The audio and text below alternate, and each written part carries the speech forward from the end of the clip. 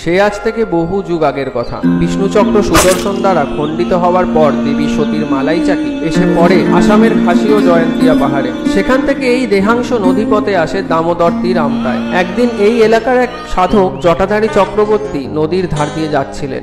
হঠাৎ তিনি দেখেন একটি পাথর থেকে আলোর জ্যোতি বেরোচ্ছে এবং পাথরটি হাতে নিতেই সেখানে আবির্ভূত হন স্বয়ং মা চণ্ডী। তিনি বলেন এটি তারই দেহের অংশ মালাই চাকি। তিনি যেন এটিকে পুজো করেন এবং দামোদরের অপর পারে রাখেন। কিন্তু দামোদরের অপর পারে তিনি যাবেন কি করে? হঠাৎ সেখানে আবির্ভূত হয় একটি কুমির। সেই কুমিরের পিঠে চড়ে তিনি দামোদর নদী পেরিয়ে একটি মন্দির প্রতিষ্ঠা করেন ছোটভাবে, এবং দেবীর নির্দেশে সেই কুমির প্রত্যেক দিন সেই ব্রাহ্মণ জটাধারী চক্রবর্তীকে নদী পেরিয়ে নিয়ে যেত পুজো করার জন্য। তারপর আরো বেশ কিছু বছর কেটে যায়। 1689 খ্রিস্টাব্দে কলকাতা হাটখোলার বিখ্যাত লবণ ব্যবসায়ী কৃষ্ণচন্দ্র দত্ত আসেন মায়ের দর্শনে, এবং তিনি মায়ের দর্শন করার পর নদী পাড়ে ভ্রমণ করছিলেন। হঠাৎ সেখানে একটি মেয়ে এসে হাজির হয় এবং তিনি কৃষ্ণচন্দ্র দত্তকে বলেন, তুমি তো অনেক পয়সার মালিক, তুমি মায়ের একটা বড় মন্দির তৈরি করে দিতে পারো না? তখন কৃষ্ণচন্দ্র দত্ত বলেন, আমারও সেই ইচ্ছা হচ্ছে, কিন্তু তুমি কে মা? তুমি তো আমায় চেনো না। তখন সে মেয়েটি হাসতে হাসতে স্বয়ং মা চণ্ডী রূপে পরিবর্তিত হয় এবং কৃষ্ণচন্দ্র দত্তকে আশীর্বাদ করেন। 1649 খ্রিস্টাব্দে প্রতিষ্ঠিত হয় মা মেলাই চণ্ডী মন্দির। আগে এই মন্দিরের নাম ছিল